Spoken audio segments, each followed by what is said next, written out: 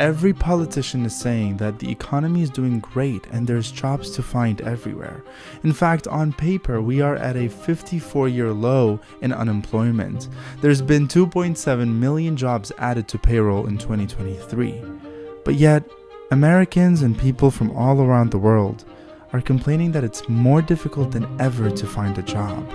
Why? So here's the deal. On paper, the markets look very healthy. There is a very low unemployment and we're not experiencing another great resignation and layoffs are low. The problem is when you dig deep into it, the abundance, this illusion of an abundance that we're seeing is because nothing bad is happening. And we've gotten used to really bad news in the previous years, which makes it sound and feel like we're not experiencing any issues, hence we should be experiencing an abundance of jobs. What a lot of analysts get wrong is when you dive deep into the reports and data, a lot of companies after the pandemic have gotten used to posting a lot of job openings that aren't even going to be filled. See, if a company wants to find an HR director, they would post jobs like HR director, HR partner. They would post 3, 4, 5 jobs, therefore inflating what seems like a lot of jobs, but technically they're only looking for 1 or maybe 2 people to fill all these 5, 6, 7 positions. The exhausting pursuit of finding a job. When looking at the numbers, the number 3% rings when we look at job boards, and the number of people that applied that ultimately got a job is 3%, which basically means that you have to apply to a lot of jobs in order to find one. The funny thing is, applying to a job is a job because it's very demanding and taxing mentally and physically and time-wise. So the access of technology, artificial intelligence, and other tools that make it so easy for HR people to put out job postings and copy paste the same one and put it on multiple fronts makes it that there are so many different jobs for you to apply to. At the same time, there's so many applicants. There's another number on Glassdoor that's an uptick in data of mentions of job seekers that have been ghosted by an employer that they applied to one of their jobs and even interviewed at.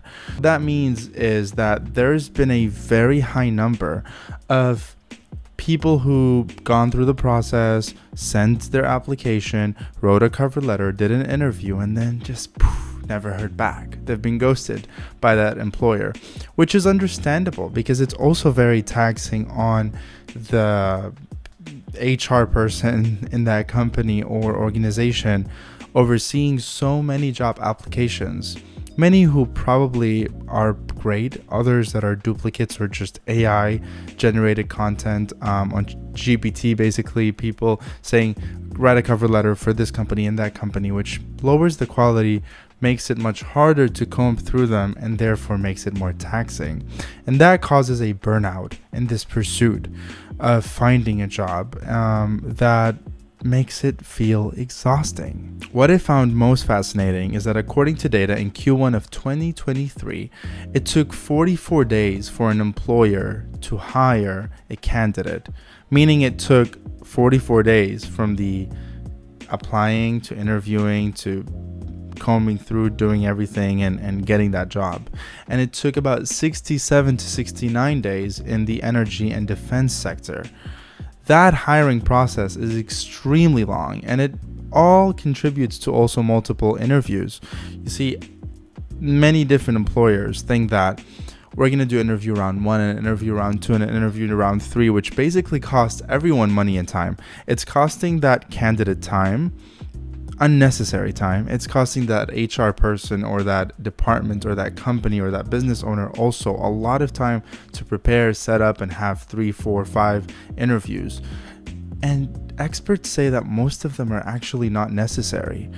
A lot of research is showing that all these interviews are just either repetitive or asking really dumb questions that could have been done in the vetting process later on, or in the first trial of a month or 2 months or 30-day performance review, instead of doing it in the interview process. And these prolonged hiring processes make all of this more miserable and make it feel like it's impossible to find a job. And data shows that in the year 2022, there was a ratio of 1 job to 1 applicant, whereas in the following year, 2023, there was a ratio of 1 job for every 2 applicants. Post-pandemic, there was a massive growth.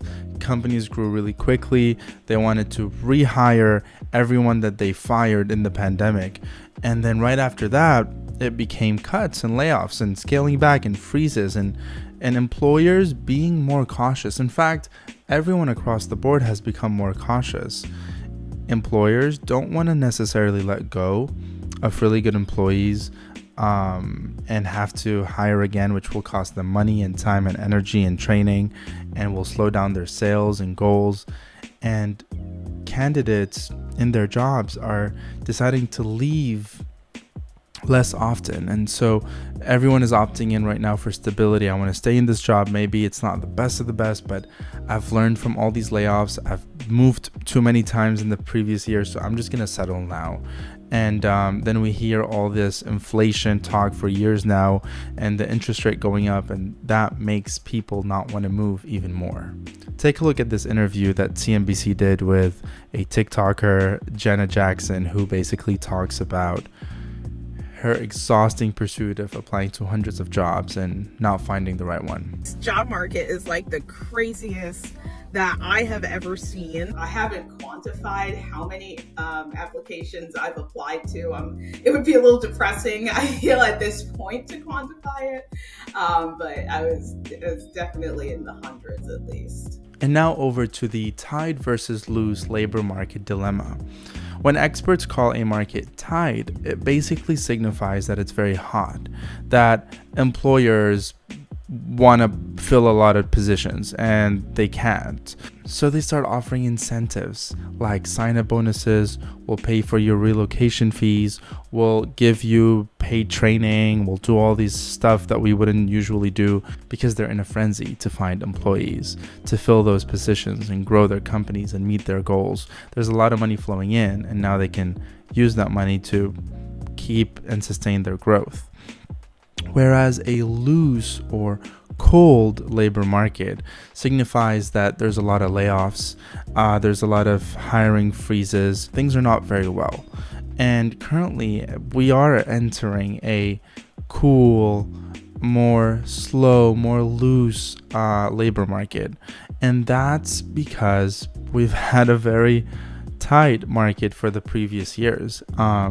There's been a lot of growth really quickly, and now it's more of let's slow down and let's see what's next. We don't want to overcommit because we've overcommitted in the previous years and had to lay off people, and it was just a cycle of waste. So now let's be more calm, and that's really a big contributing factor. In closing, the economy is doing fine.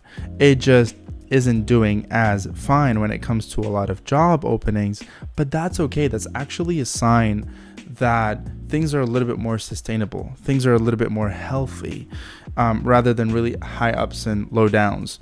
In fact, right now, not many people are leaving their job. Not many people are resigning, like I mentioned, which makes it not many positions need to be filled, and growth is more sustained, and companies are more cautious, and the same people can focus on multiple positions at the same time, and different sister companies are sharing the same managers for HR and the same marketing departments, because it's just the best thing to do at the moment.